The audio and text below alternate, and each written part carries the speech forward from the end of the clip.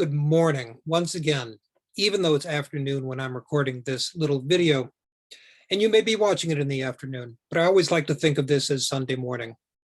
Well, for this Sunday school session, we're reading from probably the most famous psalm in the Bible, Psalm 23. You may have heard of this before. You may have heard some of what I'm going to read to you before. But before we get to that, I wanted to talk about sheep. Many of you have seen sheep. I'm not sure how many of you own sheep, but if you do, you know a little something about them. Sheep are not necessarily the smartest animals in the farmyard. Pigs are smart, horses are very smart, dogs are smart, cows can be smart, but sheep end up being kind of dumb. And there's a reason why they need to have shepherds. And I can tell you a little story back from 25 years ago when my wife and I lived in Bulgaria. And we were visiting a village called Shavachevo. It was underneath the Balkan Mountains, small village, but a lot of sheep. Everybody seemed to have sheep. Many people didn't have cars, but they had something like a garage, but they would keep 2 or 3 sheep in a garage. And there seemed to be 1 or 2 shepherds for the entire village. In the morning, the shepherd would come by. You'd open up your garage, your sheep would come out, and they would know that shepherd. They would follow that shepherd to the next house, where the next people would open up their garage, and out would come their sheep. Until he had all of the village's sheep, and he would go out into the fields then and tend to the sheep. Tending to the sheep means making sure they didn't get into trouble, didn't get into places where they couldn't get out of. And that's kind of where sheep are a little bit dumb.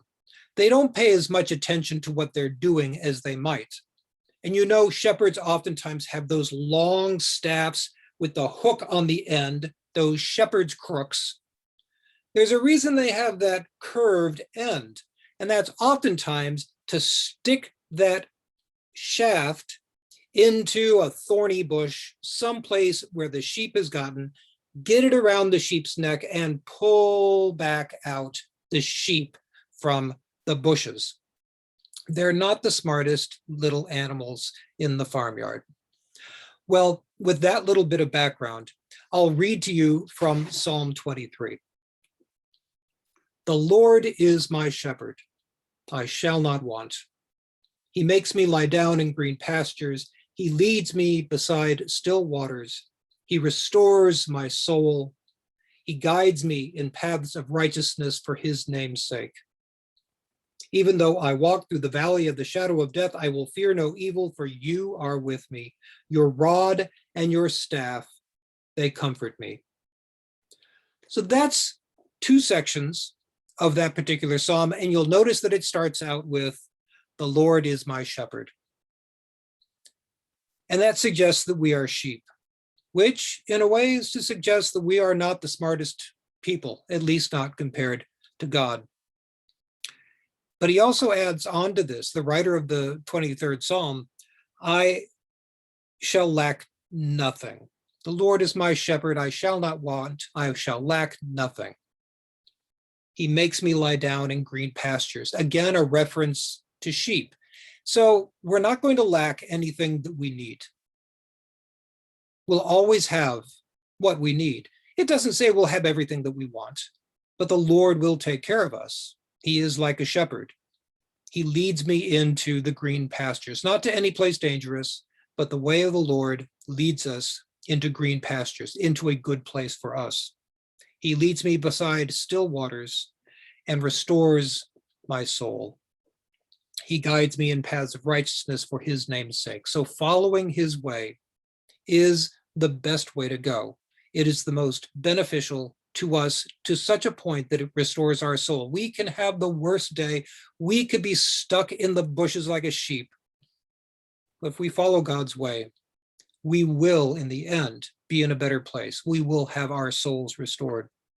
Even though I walk through the valley of the shadow of death, I will fear no evil, for you are with me. Your rod and your staff, again, a reference to that shepherd's crook, the rod and the staff, they will comfort me. I know that you will get me out of the troubles that I fall into. All of these Psalms, and many of the other areas in the Bible have sections in which the Lord is looking to give us peace. The writers of the Psalms, oftentimes attributed to King David, are from David in his times of trial, in his difficulties. And we've talked about that before in these Sunday school moments. This is another one of those moments. When you think things are bad, they don't necessarily have to be, because there's a way through them if you know God's way for you. And that means reading other places in the Bible. What is the way of life that God wants us to have? That is the way that we make our way through the difficulty, because that staff of the way God wants us to be will pull us out, will pull us into an area that restores our soul. Well, that's the Bible lesson for this week. I hope you've enjoyed it. I'm not sure who takes over for July, even though I know this is coming to you on July 4th, so happy Independence Day, and enjoy the rest of the week. Bye-bye.